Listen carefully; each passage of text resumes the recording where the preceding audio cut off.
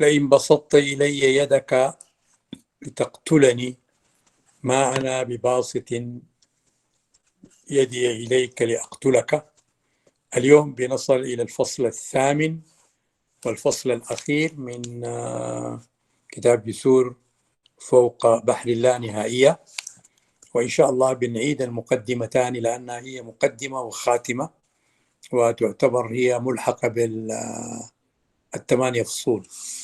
والفصل الأخير ده عنوانه ما وراء الأديان على أعتاب الذات المفردة وأنشودة الحقيقة المطلقة.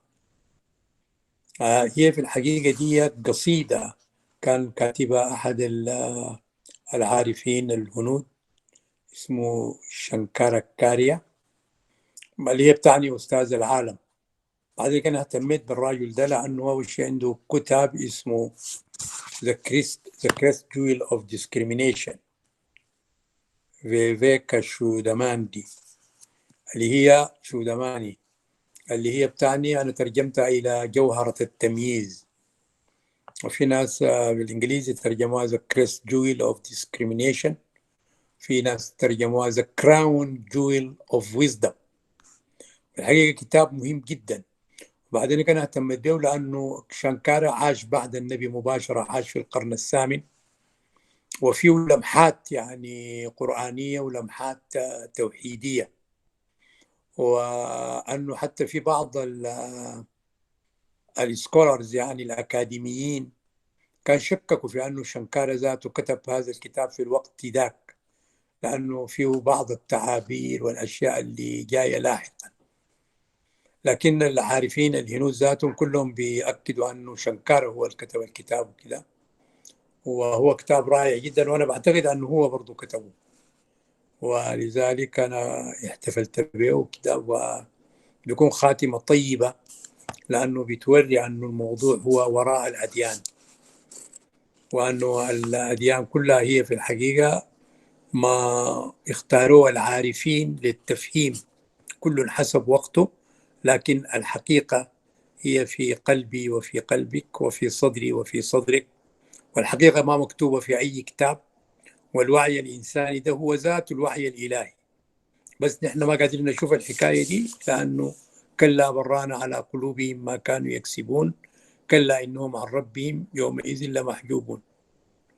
فالله في قلوبنا، لكن جات الثنائية ذات بين الكون والمكون من الاعتبار العقلي. فالفصل بيقول عنوان ما وراء الأديان على أعتاب الذات المفردة وأنشودة الحقيقة المطلقة. انظر وتأمل تجد جميع الأديان تحاول تركيز نظرك ونظري في نقطة واحدة جامعة، ثم شدها إلى ذلك شدة دائمة ثابتة. فالمسلمون يبدأون وينتهون بالاسم الشريف الله، فاسمعون إنا لله وإنا إليه راجعون. وهذا كلمة الله هي دي الرمزية، المثل الأعلى، ولله المثل الأعلى. بعدين القرآن كله هو أمثال زي ما قلنا، ولقد صرفنا في هذا القرآن للناس من كل مثل وكان الإنسان أكثر شيء جدلا. ولذلك المثل الأعلى ورد في القرآن يعني مرفوع بالنصب وبالضم وبالكسر وكذا في مواضع عديدة جدا. حتى الإحصائيات بتوري عنه ورد الاسم مرفوع قريب 1000 مرة، ورد الاسم مكسور بالحرف الجر يعني أو بالإضافة بأكثر من 1500 مرة، وورد الاسم منصوب زي 500 مرة، غير تشقيقاته من الإله والرب كده، وتنزلاته في الرحمن وفي الرحيم في الأسماء الحسنى. والهندوس برضهم يبدأون ويختمون بالاسم المقدس برمان، اللي هو الرحمن، اللي هو برهمان، اللي هو الاسم الثاني. ولذلك الديانة الهندوسية يعني حتى في طقوسها كان فيها توسع أكثر من الديانة الإسلامية، لأن الرحمن رحمتي وسعت كل شيء، فالتنزل للرحمن بيخليك تشوف المسألة أكثر لأنه ده تنزل. لكن هنا لأنه القرآن ثابت على الله، وإن من شيء لا يسبح بحمده ولكن لا تفقهون تسبيحهم أينما تولوا فثم وجه الله. فوجه الله ووجه الرحمن مع أنه هي نفس الحكاية، لكن قل ادعوا الله أو ادعوا الرحمن أيما تدعوا فله الأسماء الحسنى، لأن الهندوسية فيها تنزل، وأنا لذلك اهتميت بموضوع شنكارا. وقل مثل هذا في سائر الملل وفي سائر النحل على تفاوت بينها في مراتب التوحيد والإلهام وفي منازل التعدد والأوهام. ولقد عرف الفيدانتيون، شرحنا الفيدانتا قلنا هي إنهاء العلم أو تجاوز العلم أو the ending of knowledge، مش the end of knowledge. هم طبعا في ناس يسموها نهاية العلم، هي إنهاء العلم ending of knowledge، وده ختم الكتاب وده ختم النبوة. فده معناه شنو؟ معناه أنت بتبتدي بعد كده في الرموز وفي الصمت، فكانوا ده ختم الكلام وختم النبوة. ولقد عرف الفيدانتيون عبر الأزمان أن الذات الأزلية واحدة وراء جميع الأديان، وهي الجوهر الفرد الذي لا ينقسم لا بالزيادة ولا بالنقصان. طبعا ده وارد في التصوف الإسلامي ووارد في القرآن وفي مناطق عديدة، وحتى في التصوف الإسلامي بيقولوا يعني أنهم الناس باحثين عن الجوهر في مناطق عديدة جدا وفي كلمات عديدة. يقولون لي ما العلم، ما السر، ما الذي هو الجوهر الغالي عن البحر خبرنا، اللي هي the crest jewel of discrimination ذاته. وقد رمزوا لذلك على سبيل الإشارة البعيدة بالحرف المقدس أوم ذي الأنوار المديدة اللي هو ألف لام ميم. وهذه النقطة الواحدة هي نقطة التقاء الأديان جميعا، وهي خارج الأديان جميعا عفوا بالنظرة العلوية، وهي داخل الأديان جميعا بالنظرة السطحية. هي ليست الهندوسية، هي ليست البوذية، هي ليست المسيحية، هي ليست اليهودية، لأنه دين الشرائع والأحكام والمعارف التي قالوها العارفين، وهي ليست الإسلام ولا الحنيفية. وهي مع ذلك كل أولئك تارة نفيا وتارة إثباتا، وهذا أمر قديم في فلسفة الفيدانتا. فالفيدانتيون يؤمنون بجميع الأديان ولكنهم لا يقيدون أنفسهم بدين من الأديان. يا أيها الإنسان المنحدر من شواهق الأزلية، جينا لموضوعنا، يا أيها الإنسان السائر في شعاب الأبدية، في صدرك وفي صدري شرارة النار القدسية.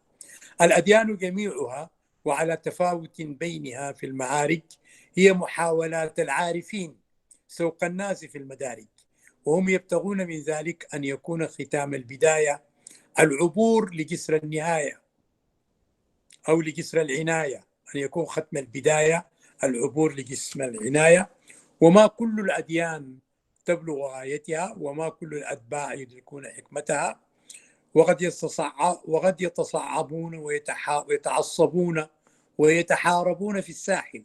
ده مما هو معروف في التاريخ الغابر ومما هو مشاهد في الحاضر الماثل، مما لا يحتاج إلى بيان. وما علم أتباع الأديان أنهم رفقاء درب السير في شعاب الزمان في طريق الحق الذي يقود إلى الأبدية، ولكنهم لا يرون بعضهم بعضا إلا من رحم رب العزة العلية. وقف كريشنا على ساحل بحر الحقيقة في أرض الهند الحالمة، وقف المسيح على ساحل بحر الحقيقة في سفوح الناصرة، وقف محمد على ساحل بحر الحقيقة في شعاب مكة الشامخة. خلفوا وراءكم أرض الهند الحالمة، خلفوا وراءكم سفوح الناصرة، خلفوا وراءكم شعاب مكة، ولو مرة واحدة تجد الأمر وحده لا شريك لا ثانية، وما أمرنا إلا واحدة كلمح بالبصر. هذا ما أعطته العبارة فافهم بعينك قلب الإشارة، فافهم بعين قلبك الإشارة. هذا ما أعطته العبارة فافهم بعين قلبك الإشارة. يا أيها الإنسان المنحدر من شواهق الأزلية، يا أيها الإنسان السائر في شعاب الأبدية، في صدرك وفي صدري شرارة النار القدسية. عرف العرب كلمة الله قبل الإسلام، بل إنهم كانوا يعتقدون أن الله هو خالق الأنام، ولقد حكى عنهم الكتاب الثالث بالقول الخالد: ولئن سألتهم من خلق السماوات والأرض وسخر الشمس والقمر ليقولن الله فأنى يؤفكون. إذا العرب قبل الإسلام يعتقدون أن الله هو الخالق للسماوات والأرض وهو المسخر للشمس والقمر، يؤمنون به كخالق ومسخر. أكثر من هذا، العرب قبل الإسلام يؤمنون بأن الله هو الذي أنزل من السماء ماء أحيا به الأرض بعد موتها. ودونكم القرآن: ولئن سألتهم من نزل من السماء ماء فأحيا به الأرض بعد موتها ليقولن الله قل الحمد لله بل أكثرهم لا يعلمون. ولو طالعت يوما آداب العرب أو الآداب التي نسبت إلى العرب لوجدت أنهم كانوا يعتقدون أنه ليس وراء الله للمرء مذهب. ألم ترى أن النابغة الزبياني الذي عاش قبل الإسلام قد صدح مغردا: حلفت فلم أترك لنفسي كريبة وليس وراء الله للمرء مذهب. وفي نحو من مثال هذا قال شاعرهم: ألا كل شيء ما خلا الله باطل وكل نعيم لا محالة زائل. فيبقى هنا أنت تجيب وقفة طويلة في معنى الجاهلية شنو؟ إذا كان أنت بتجيب لي شعراء الجاهلية هم يقولوا هذا الكلام، فيبقى أنه التاريخ في الحقيقة عايز هو مراجعة. ومعلوم أن الإسلام قد نسج شمل عقيدته وشريعته وحقيقته حول هذه الكلمة الله، فلم يعترض المعاصرون لمحمد أو ما سموا الأعراب أو جميع الناس اللي كانوا حول محمد أو العرب كما سموا حديثا، لم يعترضوا على كلمة الله، حيث أنها تراثهم، فهو رب بيتهم العتيق الذي ما زال يطوف حوله الحجيج المسلمين كل عام لأكثر من 14 قرنا من الزمان. ولم يعترض العرب على فكرة الألوهية من حيث هي، ولكنهم اعترضوا على ما نسب للذات الإلهية من أنها قد كلمت محمدا. فبقى أنه هنا الموضوع أنه هل محمد يستطيع أن يكلم الذات أو الذات تستطيع أن تكلم محمد؟ فقد قال قائلهم: زعم ابن أبي كبشة. ففي الحقيقة هم كانوا ينسبوا النبي إلى الكبش، وطبعا الكبش ده موجود عندنا بكثرة في جبل البركان، وموجود في الأقصر، موجود في كل الأماكن في النقعة والمصورات. فهم قالوا زعم ابن أبي كبشة اللي هو قالوا ده جد السادس أن السماء تكلمهم، ولج بهم الداء القديم، قالوا لولا نزل هذا القرآن على رجل من القريتين عظيم. وقد اعترضوا أيضا على ما نسب للذات الإلهية من صفات وأفعال وأسماء وما تبع ذلك من شرائع ومراسيم، وهذه الأخيرة هي مواطن الخلاف بين كل الأديان. ويستخلص من كل هذا أن فكرة الألوهية على قداستها إنما هي من وحي العالم الطبيعي الذي هو لدى التحقيق الروحي إنما هو عالم الوهم والخيال، المعبر عنه بلغة السانسكريت بعالم المايا. والمايا يعني اللي ما يعني لا هذا ولا ذاك، اللي هو الذي ما هو، يعني ما هي وما أدراك ما هي نار حامية. وطبعا ثقافة المايا أو حضارة المايا وجدت برضو في أمريكا الجنوبية، مما يدل على وحدة العالم من قديم. بعالم المايا والظلال فلا إله إلا بوجود المألوه، ولا رب إلا بوجود المربوب. انظر إلى كل هذا وإلى غير هذا ولا غيرية، ترفع عن قلبك الحمية، حمية الجاهلية، لا تتعصب لدينك، ترث الحكمة الأبدية، ويرفع عنك داء الغيرة وداء الغيرية. يا أيها الإنسان المنحدر من شواهق الأزلية، يا أيها الإنسان السائر في شعاب الأبدية، في صدرك وفي صدري شرارة النار القدسية. سوف يدركك الكلال من التجديف في بحر الخيال. يعني الإنسان إذا حاول أن يبحث في موضوع الألوهية بحث عقلي، في الآخر سيدرك الكلال من التجديف في بحر الخيال. ليت شعري متى ترسو في شاطئ الأمان. طبعا الإنسان العقل البشري هيخلق لك شواطئ آمنة إذا ما أنت وصلت للأمان الحقيقي. وتلقي بجسدك المقدود في سفح الجود، فقد فار التنور ولبسنا ملابس النور، فاكتملت في عقولنا حجتنا، وانتصرت في قلوبنا ملتنا، فإن شئت اعترض علينا. فالمعترضون على شغاف حواسنا أظلهم ظل الآية يضل به كثيرا، والمؤمنين على شغاف قلوبنا أظلهم ظل الآية يهدي به كثيرا. فنحن قوم آلينا على أنفسنا أن نبني للإنسان على طين الجسد صرحا عله يبلغ الأسباب ويطلع إلى إله موسى، موسى العقول والألباب، فيرد المورد الأحلى في ساعة المجلى. فإنك لا تدري، لعل الله يحدث بعد ذلك أمرا، وما يدريك لعل الساعة تكون قريبة أو أدنى. فإنه ما كان لنا أن نأخذك معنا في ديننا دين الملك إلا أن يشاء الله، إلا أن يشاء الملك. فقل عسى أن يهديني ربي لأقرب من هذا رشدا. هذا هو حديثنا، وكل من قال به قبلنا أو من سيقول به بعدنا فهو منا وإلينا. فلو رأيت يوما طلعته البهية فبضمان يبلغه من الإله التحية، فإنه معنا في حزبنا، الحزب المبرأ من الحزبية، حزب الواحد الذي هزم الأكثرية. لأنه طبعا الواحد ما ممكن يكون حزب، لكن ده هو حزب الواحد. ونحن قلنا هزم القلب وهو واحد، الحواس وهي ست.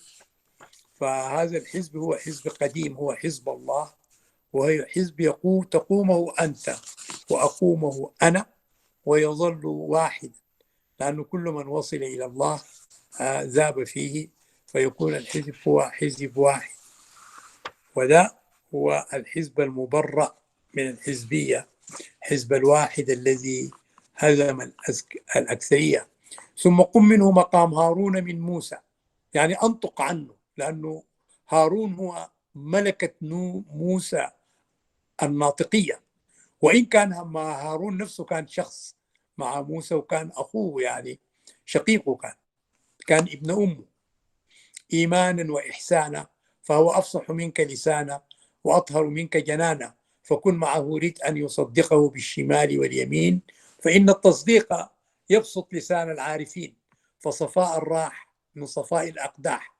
والآن قبل أن نغلق ختم هذا الكتاب، سطع الوارد بأن ننفح غراء العربية بحديث من الألباب أو حديث من اللباب ألفه القديس شانكارا الذي رفع عن قلبه الحجاب، وأسماه براهما فيانغالي يا أحباب، أي أنشودة المعرفة المطلقة في حديث الأعراب.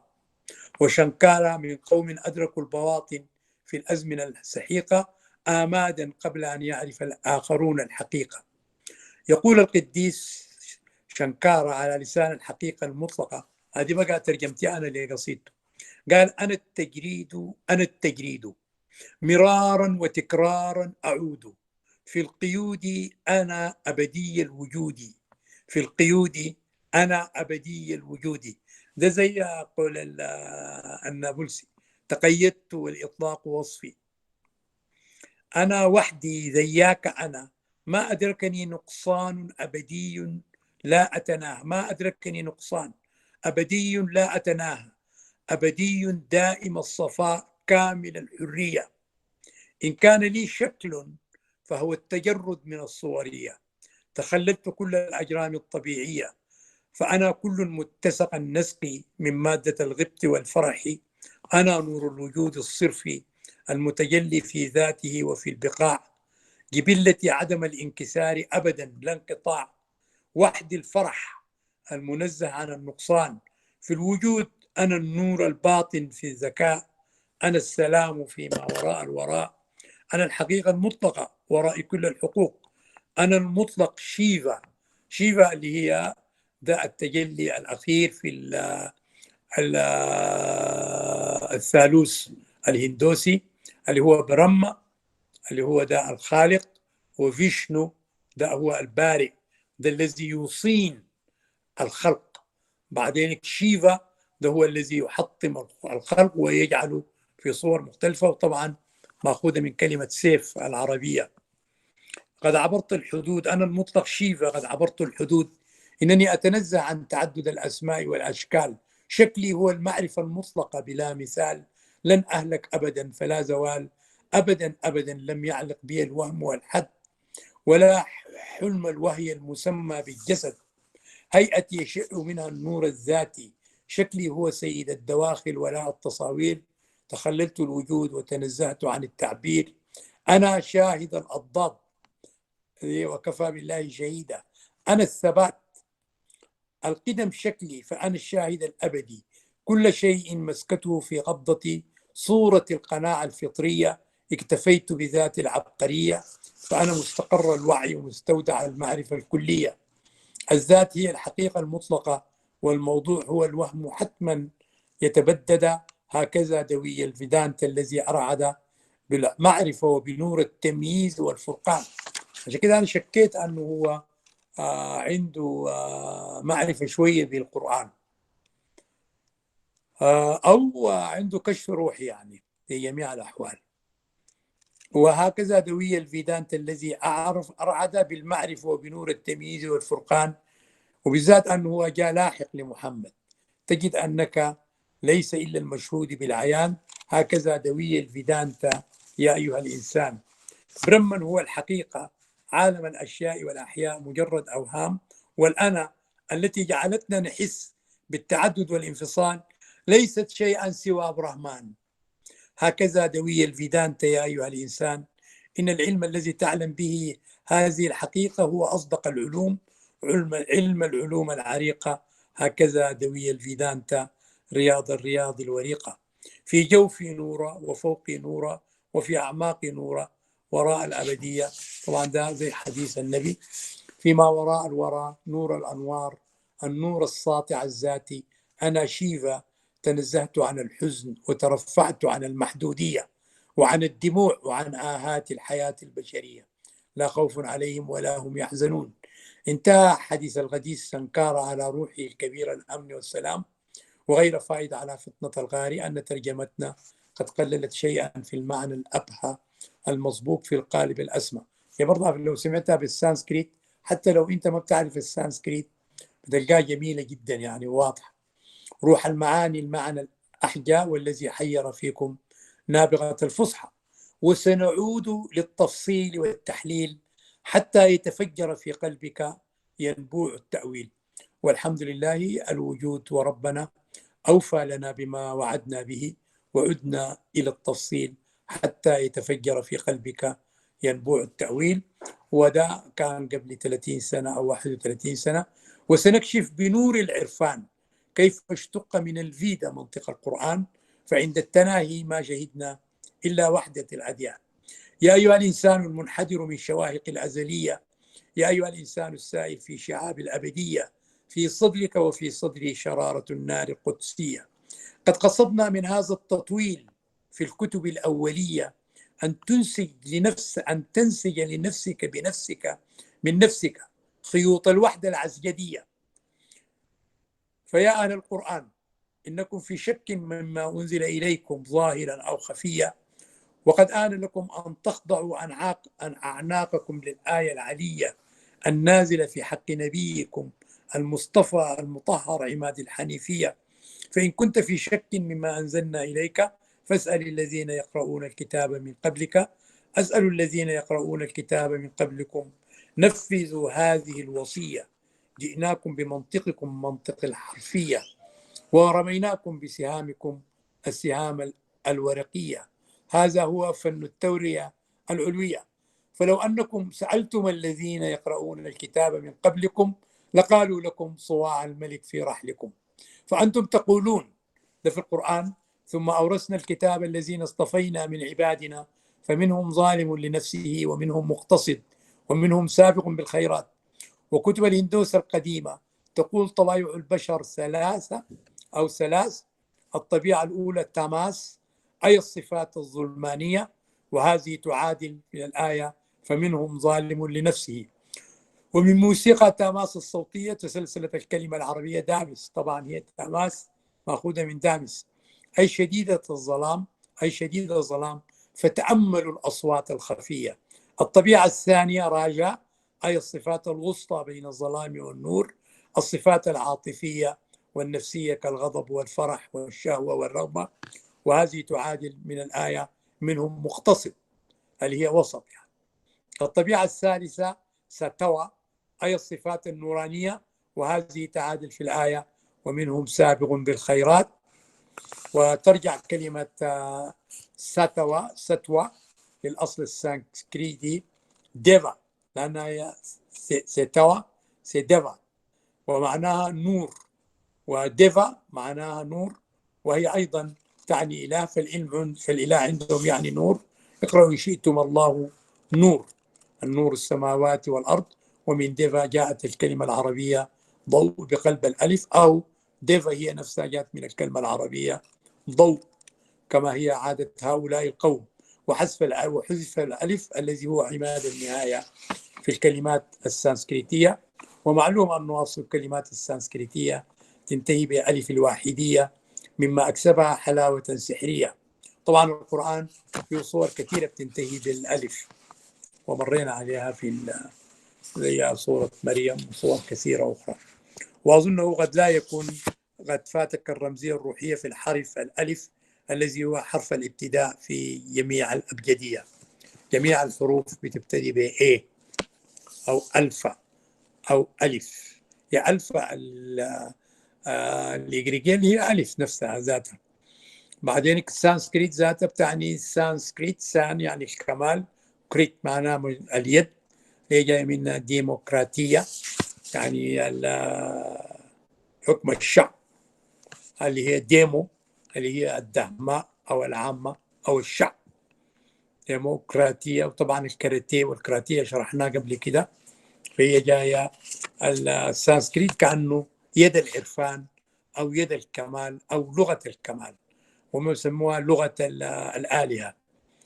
والطبيعة الرابعة هي التي تجاوز الصفات الثلاث، وقد أدمعنا إليها قول سلفا، وهي موجودة بكثرة في كتب الحكمة الهندية، حيث أن الصفة الرابعة هي الغاية من وراء الهندوسية، وهي العلة، وهي الغاية وراء الأديان جميعا، على تفاوت بينها في وضوح الرؤية. وعلى قدر ما تأملنا في القرآن ما وجدناها صريحة، لأن القرآن عمل التلميح، ولكنها على التحقيق موجودة بين السطور، آيات بينات في الصدور. ولم ينصص القرآن على الصفة الرابعة باللفظ الصريح لسبب عندنا معلوم، لأنه ما كان بتقوم عليه أي شريعة، وكان بيكون أنه الوضع مختلف جدا لو كان القرآن قام على التأويل طوالي، كان في تنزل. وسنميط عنه اللسان فيما نستقبل من أيام. وقلنا نحن كانوا لأن موضوع القرآن يحتاج إلى تأويل ويحتاج إلى تفصيل التأويل، وعلى ذلك لا تلمني، ولكن سارع، فسارع ولكن بالتأني، أسرع لكن بالتأني. فإن لم تأتني فسوف يأتيك بالنبأ هدهد الفهم من سبأ. فإذا كان أنا ما عشت أو أنت ما عشت لغاية ما أنا أجي للتفصيل، فجائز أنت تفهم لوحدك قبل ما أنا أقول التأويل. والصفة الرابعة أشار إليها كثير من عارفي المسلمين، بين الغموض والتصريح، وبين الكناية والتلميح، وبين الفهم والتلبيس. ولما كانت الصفة الرابعة فوق منطقة العلم، فقد استجلي كثير من العارفين من حيث لا يعلمون، فمنهم ظالم لنفسه، ومنهم مقتصد، ومنهم سابق بالخيرات. ومهما يكن من أمر فهم خير ما أنبتت أرضنا الطيبة، هم مصابيح الظلام وهداة الأنام. زرع الرحمن مودتهم في أرض القلوب، سيجعل لهم الرحمن هدى، جزاهم فواح، ونورهم وضاح. وسنعود لإثبات فضله، يعني حنعود للأستاذ محمود، حنعود لابن عربي، حنعود لجماعة كلهم، لأنه للجنيد، للجيلاني، للرفاعي، للبدوي، لأبو مدين الغوث، بنعود عليهم كلهم وهم كثيرين جدا. ومهما يكن من أمر فقال سنعود لإثبات فضلهم ورفع قدرهم في غير هذا المكان، فعليهم وعلى أرواحهم الكبير الأمن والسلام.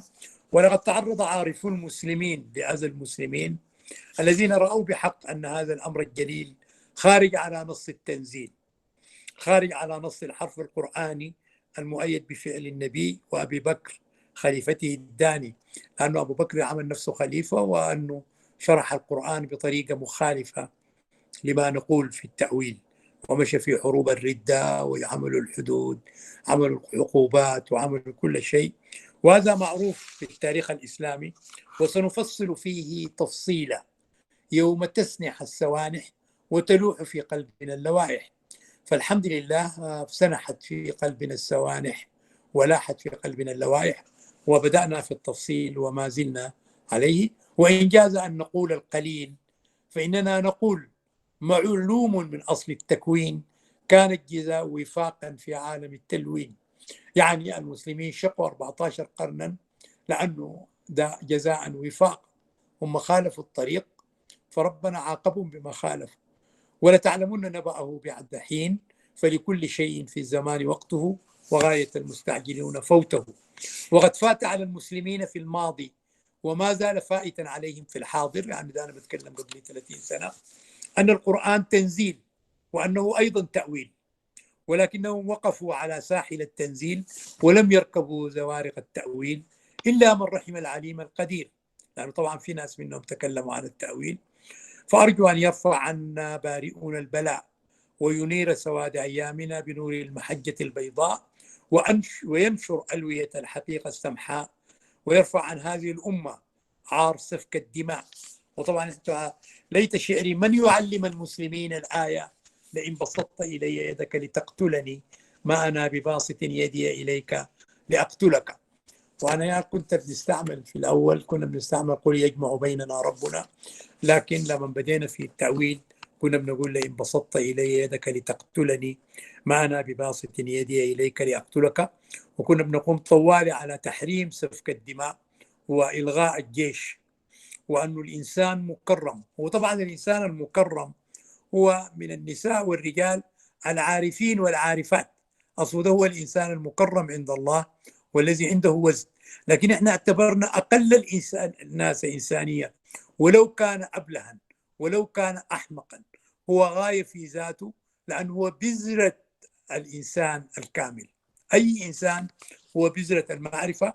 ومن هنا نحن قمنا على التأويل، قام على فك الحلقة المغلقة اللي هي أنا أعتدي عليك ومن اعتدى عليكم فاعتدوا عليه بمثل ما اعتدى عليكم. فلو احنا قلنا أنه ممكن الدفاع عن النفس، احنا حرمنا الدفاع عن النفس لهذا السبب، لأنك بعدين أنت ممكن تعمل جيش، بعدين كان أعمل قنبلة ذرية، بعدين نحن نتقاتل. فبقى أنه لابد أنه دائرة السوء، دائرة الدفاع عن النفس تنتهي، ويجوا العارفات والعارفين الذين لا يدافعون عن أنفسهم ولا يخافون من الموت في نفس الوقت. عشان كده قلت لئن بسطت إلي، ليت شعري من يعلم المسلمين الآية لئن بسطت إلي يدك لتقتلني ما أنا بباسط يدي إليك لأقتلك. ليت شعرهم من يعلمهم أن هذه الآية تنطبق على مطلق شك. ليت شعري من يعلم المسلمين التسامح الفكري. وطبعا هي دعوة الوسطية أو كذا هي ذاتها نوع من التزوير، وهي قائمة على نفس الدعوة السلفية. فأنا لابد أن أرى الإنسانية كلها إخوان وإخوات وآباء وأمهات، وأن تقوم العلاقة بيننا على المرحمة، ولا ندافع عن أنفسنا ولا يكون عندنا جيش. ونحن بنندب الشعب السوداني لأن يلتقط هذه الدعوة ويتقدم على العالم فيها. وإذا السودانيين فعلوا كده وهو عندهم تراث مجيد يثبت هذه المسألة، فأفتكر بتتغير الأحوال وبيتهزم حسب الوقت برهان وحميتي، ومن قبلهم الإنغاذ 30 سنة، والأحزاب دي ذاتها كلها كانت متعاملة لأنها بتفتكر أنه القوة في السيف. حتى الترابي مع حزب الأمة كان بيقول لهم إحنا نستولي على الحكم بالقوة، الخواجات حيعترفوا بينا لأنه نحن أقوياء، لأنه الخواجات حيخضعوا بالقوة، وإذا كان النغابات ولا الشعب ده بنقصص أجنحتهم. لكن هذه المؤامرة لن تجوز. فالنظام الحالي نظام المؤقت احنا وقفنا في ضد التصالح مع الإنغاز، ضد التصالح مع المكون العسكري اللي هو مع المجلس العسكري الإنغازي لهذا السبب. بعدين الأحزاب لأنها لحسن الحظ وقفت مع التحالف مع العساكر، لأن أصلا أساسا بتؤمن بالقوة، ولأنه هي حيتضح للشعب أنها هي ذاتها أحزاب بتؤمن بالمال وبالعمالة للدول الأجنبية، وكانت بتتلقى السلاح والمال، وكانت تحارب الإنقاذ بنفس أساليب الإنقاذ. ولذلك ما كان في غرابة أن قوى الحرية والتغيير أنها تتحد مع حميتي وبرهان وكباشي والجماعة ديل، لكن الشباب تحت. ده هو الجيل الجديد، ده هو الجيل الذي يؤمن بالسلام. لكن هذا الجيل وقع برضو في الفخ في أنه قوى الحرية والتغيير وتجمع المهنيين استطاعوا أن يضللوهم ويجيبوهم للعساكر. لكن إحنا من قبل ما تجي مايو ذاتها أو من قبل ما تجي الإنغاذ ذاتها، إحنا كنا الطريق واضح لنا أنه لا بد من السلام.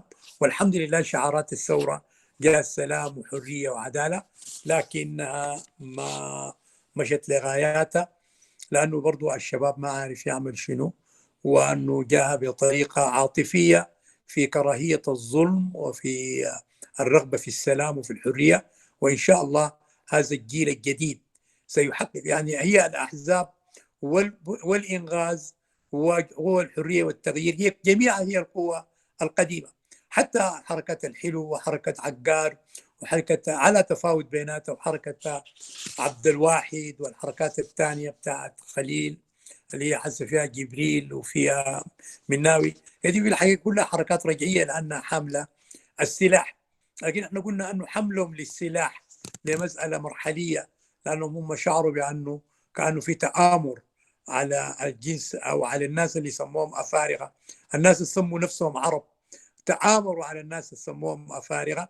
لكن احنا في الحقيقة كلنا سكان السودان القديم، ونحن ناشدنا الحركات المسلحة في أنها هي تسرع في الترتيبات الأمنية التي تلغي السلاح، وأنه في الحقيقة أنه الناس اللي حملوا السلاح كلهم من جميع لابد أنه يحاسبوا على هذه المسألة طالما هم أحياء كده، وأنه إن شاء الله بتجي العدالة وبيجي الحساب. بس أنا استطردت هنا لأنه كان أن نقول ليت شعري من يعلم المسلمين الآية لئن بسطت إلي يدك لتقتلني ما أنا بباسط يدي إليك لأقتلك. فالمسلمين يجب أن يعلموا أنفسهم هذه الآية. أنا بس أشرت ليه عشان هم يعلموا أنفسهم. ليت شعري من يعلمهم أن هذه الآية تنطبق على مطلق شكل، على مطلق شك على أي إنسان. ليت شعري من يعلم المسلمين التسامح الفكري. التسامح الفكري مش معناه أنا أقف على مساحة واحدة من الأديان أو على مسافة واحدة من الأديان، لا، نحن نشوف الأديان ذاتها هي شنو، والأديان ذاتها عيوبها شنو، والخطأ فيها شنو، وما في تقليد ثاني، وإنما نمشي إلى التسامح الفكري الذي يعرف قدر الأديان في المرحلة ويعرف أن الأديان هي نفسها ما مناسبة للمرحلة ذاتها. يا أيها الإنسان المنحدر من شواهق الأزلية، يا أيها الإنسان السائل في شعاب الأبدية، في صدرك وفي صدري شرارة النار القدسية. يا أيها المسلمون قد أخرج لكم ربكم ثوب الإطلاق من ذاته، وأخرج لكم الطيبات من الرزق من صفاته. قل من حرم زينة الله التي أخرج لعباده. فألبسوا ثوب الإطلاق فإنه زينة ربكم، فإنه زينة ربكم أخرجها لكم. تأملوا، قل من حرم زينة الله التي أخرج لعباده والطيبات من الرزق. تأملوا ثم تأملوا، فإنه ليس للتأمل حدود. وقد تدثر المدثر بثوب الإطلاق، وقد حمل المزمل أمانة الخفاق.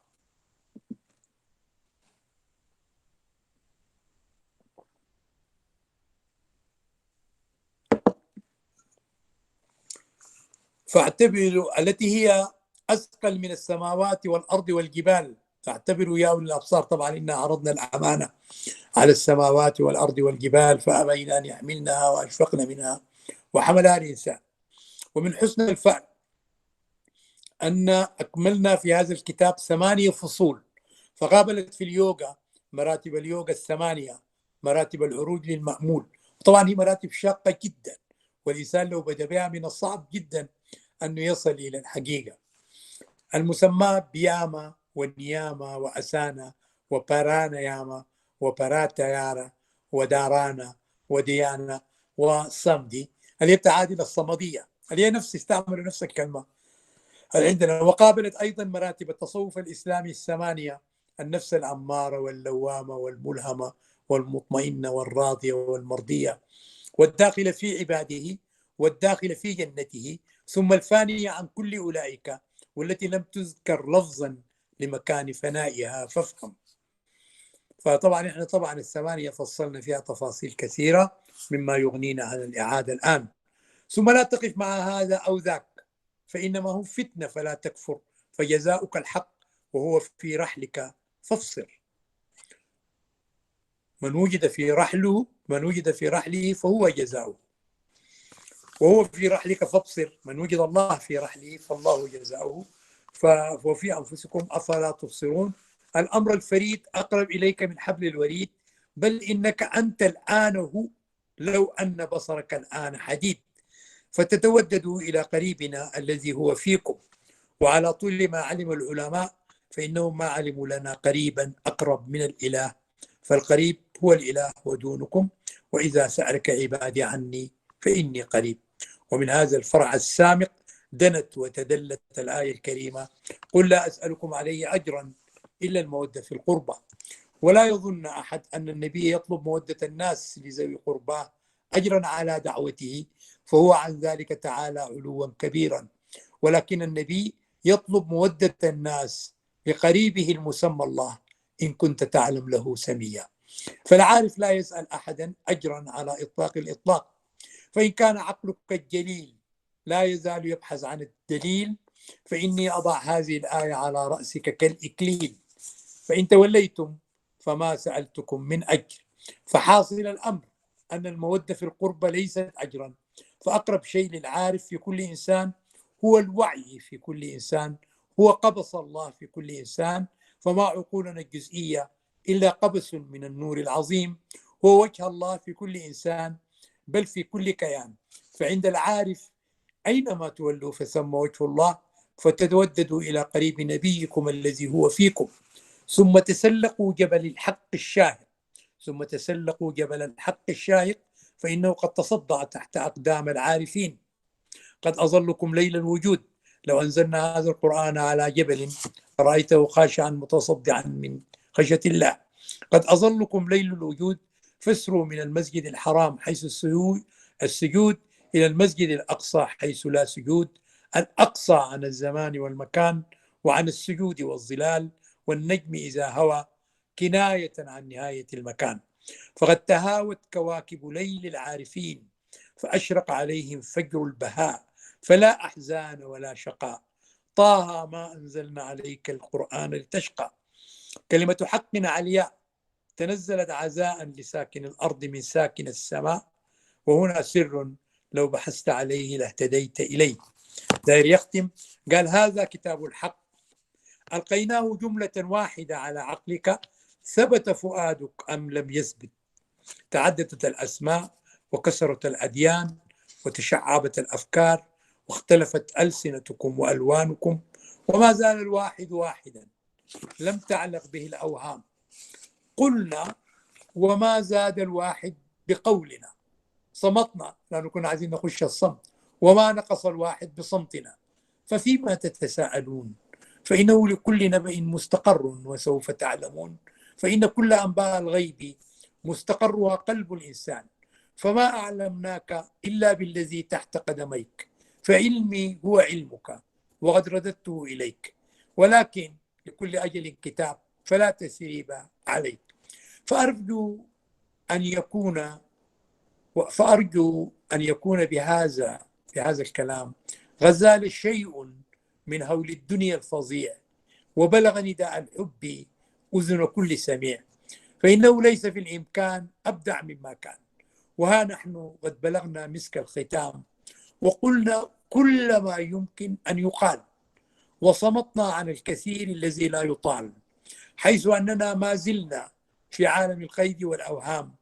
وهذا ما فاءت به الهمم من خزائن الجود والكرم. يجود علينا الأكرمون بجودهم، ونحن بجود الأكرمين نجود، كما قال الحكيم شاعر العرب اللي هو المتنبي اللي هو أبو الطيب: وسنعود للبيان فقد صفى الزمان. فالحمد لله عدنا إلى البيان وقد طاب بكم الزمان. فهنا قال وسنعود للبيان فقد صفى الزمان. ونحن شعرنا بأن الوقت رغم الغيوم كان صافي وما زال صافي. وحس الوقت في السودان معكر جدا، فقر وحرب وقتل ومؤامرات، لكن نحن بنرى أن الوقت ما زال صافيا بفضل ظهور الجيل الجديد الذي فجر ثورة ديسمبر المجيدة، وبفضل وجود أصدقائنا وصديقاتنا الذين يستمعون إلى التأويل. فهذا نحن عندنا أن الوقت صفى، وقد صفى الوقت بالعلم المادي. ففي 30 سنة اللي أنا بديت الحكاية دي، أنه دلوقتي العلم المادي طفر طفرات كبيرة في التسعينات وفي العشرية الأولى من القرن ال21 وفي العشرية الثانية، ونحن الآن نستقبل تباليج صبح العشرية الثالثة. فحسنا احنا داخلين في العقد الثالث من القرن ال21، وأنا بعتقد أنه الوقت صافي جدا. وأنا في الحقيقة في سنة 1889 في الحقيقة قبل الإنغاز، وكان هو في الحقيقة الكتاب استباق للإنغاز، لكن أراد الله أن الشعب يخش في تجربة أليمة، والحمد لله زالت تلك التجربة الأليمة. وإن كان أصحابه بمكر استطاعوا أن يأخذوا الشرعية الدولية أكثر من الإنغاز، وما زال المال في يدهم وما زال السلاح في يدهم، لكن ليس بالمال وحده وليس بالسلاح. في الحقيقة ليس بالمال مطلقا وليس بالسلاح، أن الموضوع ده بيكون الوعي. فبيجي الوعي الذي يكف أيدي الناس عن السلاح ويجعل المال في أيديهم وليس في قلوبهم، فسوف تتفجر ثورات السودان وثروات السودان رغم أنف كل المؤامرات. وقال وسنعود للبيان، فالحمد لله عدنا فقد صفى الزمان فله الحمد في البدء والختام. ولذلك أنا عايز أكرر المقدمة مرة أخرى: وعلى جميع الأحوال سلام سلام. فبدأ بس أصر على السلام وقال أوم تات سات، وقصد أنه يختم بلغة أخرى غير اللغة اللي مكتوب بها الكتاب، لأنه دي اللغة السانسكريتية اللي هي ذاتها مشتقة من اللغة العربية. وأوم هي ده رمزي براهمان، رمزي براهمان، فده رمز الخالق. وتات رمز فيشنو اللي هو ده المصين البارئ الخالق البارئ المصور. فنزلنا للثالوث الآخر من السلام، وأنه تات سات أوم تات سات، بعدين سات ده هو المصور اللي هي جات منها كلمة ست، وجات منها كلمة ست يعني تعني سيدة، وجات منها كلمة ست بالإنجليزي يعني تعني أجلس. أوم تات سات فختمنا بها. فإن شاء الله بنعود تاني بنقول المقدمة الخاتمة لتختم هذه الفصول الثمانية اللي هي في الحقيقة صادفت ويحمل عرش ربك فوقهم ثمانية، صادفت مراتب اليوغا، صادفت مراتب التصوف. وطبعا احنا احصينا احصائيات كثيرة جدا للكلمات التي ترددت 8 مرات في القرآن. هسه هي أمامي هنا أنها بتبلغ أكثر من 72 كلمة، يعني كلمة أنصار، كلمة ناصرين، ينظروا مهتدين، وجوهكم ذرهم، وصية، موعظة، إلى آخرها. بنعود إلى تفصيلة عندما نعود إلى كتابة مقدمات جديدة في الكتب اللي صدرت عن مركز دراسات التأويل. فالحمد لله أولا وآخرا، والسلام عليكم ورحمة الله تعالى وبركاته. وسنعود للبيان فقد صفى الزمان. ممكن يا أشرف توقف التسجيل؟